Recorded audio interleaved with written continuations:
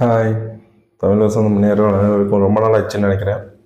அனைவருக்கும் வணக்கத்தை தெரிவிச்சுக்கிறேன். இன்றைக்கி ரீசெண்டாக பார்த்தா இந்த கடலை மது, அதாவது கடலை பொண்டாட்டி, கடலை புருஷன் இந்த மாதிரி கேள்விப்பட்டிருப்போம். இப்போ என்னடா இது புதுசாக கடலை மது அப்படின்னு கேள்வி கேட்குறீங்களா? கடலை மதுன்னு அதுதான் இப்போ ஃபேமஸாக ஓடிட்டுருக்கு. கடலை மது, கடலை சந்தையில் கிடைக்கிற கடலை சாராயம் அப்படி சொல்கிறாங்க. இது ஏன் இதுக்கு முன்னாடியே தெரியாது அப்படின்னா, கண்டிப்பாக போலீஸ்க்கோ அரசாங்கம்னா முதலமைச்சருக்கு தெரியணும்னு அவசியம் இல்லை. அதிகாரிங்க மட்டத்தில் கண்டிப்பாக அந்த ஊரில் இருக்கிறவங்களுக்கு அனைவருக்குமே தெரியும். நிறைய டைம் போலீஸ்க்கு கள்ளச்சாராயம் காசுறாங்கன்னாவே போலீஸ் ஸ்டேஷனில் கேஸ் கண்டிப்பாக இருக்கும், ஃபைலாக இருக்கும். ஆனால் இது எல்லாமே எதுவுமே தெரியாமல் ஏதோ இப்போ தான் நடந்தது போல் பேசுகிறாங்க. இதை ஏற்றுக்கவே முடியாது எந்த விதத்துலையும். ஒன்று குறிப்பாக சொல்லப்போனால் மதுன்றது நாட்டுக்கு தேவையில்லாத ஒரு அணி. பழைய காலத்தில் சாராய பாக்கெட் தான் விற்றுட்டு இருந்தாங்க. அந்த காலத்தில் தெரு கோட்டர் கடை கிடையாது. ஆனாலும் வயசானவங்க மட்டும்தான் குடிச்சிருப்பாங்க. சின்ன பசங்களோ வயசு பசங்களோ அந்த பக்கம் போனால் பொண்ணு கூட கொடுக்க மாட்டாங்க. எப்படி குடிக்கிறான பையன், பொண்ணு கூட தர மாட்டாங்க. இதெல்லாம் நம்ம பார்த்து வளர்ந்தோம். ஆனால் இன்றைக்கி யார் குடிக்கிறான் யார் குடிக்கலன்ற வித்தியாசமே தெரிய மாட்டேங்குது. குடிக்காதவங்களும் இருக்காங்க. நான் எல்லாருமே குடிக்கிறாங்கன்னு சொல்லலை. குடிக்காதவங்க குடியை விட்டுட்டு நிம்மதியாக வாழ்க்கை ஓட்டுறவங்களும் இருக்காங்க. இதில் குடிக்கு அடிமையாயிட்டு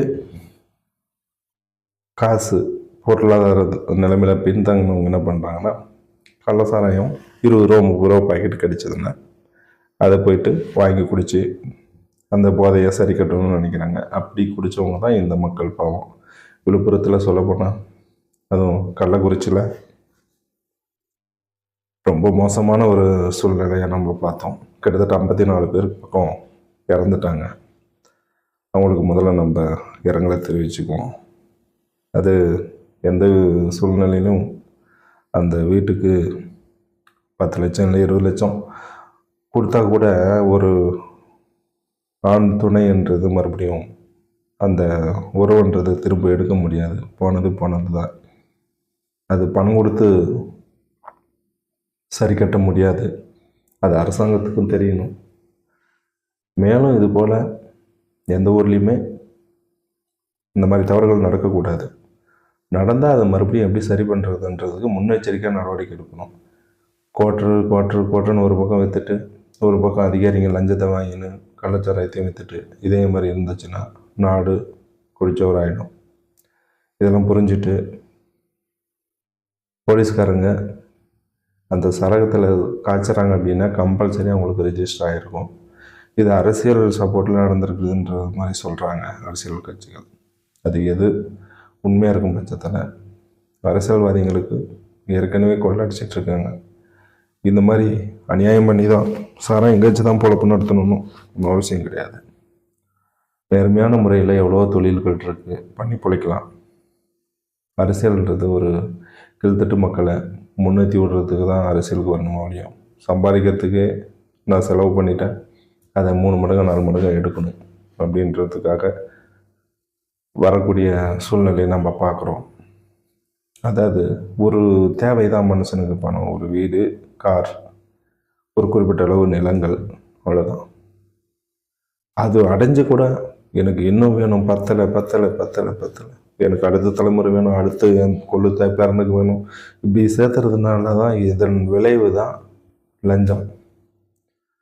உன்னோட தேவை நிறைவேற்றிச்சா அடுத்தவனுக்கு உதவி பண்ணிப்பாரு. அதில் இருக்கிற சந்தோஷம் வாழ்க்கையில் வேறு எதுலையுமே கிடைக்காது. நீ கடன் பண்ணிட்டு உனக்கு ஒரு வீடு ஆச்சு, கடன் பண்ணிட்டு இருக்கிறன்னா ஒன்று நான் குறை சொல்லலை. நீ சம்பாதிச்சு நிறைய பணம் வச்சுருக்கேன்னு வச்சுக்கோ. உன் தேவைக்கு மீதத்தை இல்லாதவங்களுக்கு உதவி பார்த்தீங்கன்னா அதில் இருக்கிற சந்தோஷம் வேற.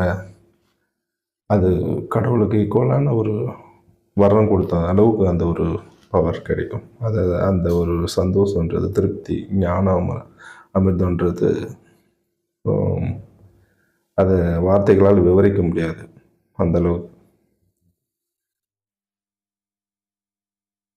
கொடுப்பதில் குடிகாரர்கள் அப்படின்னு சொன்னால் நாட்டில் மக்களும் தப்பு பண்ணுறாங்க. அது தேடி போகிறதுனால தான் அரசாங்கம் வைக்கும்.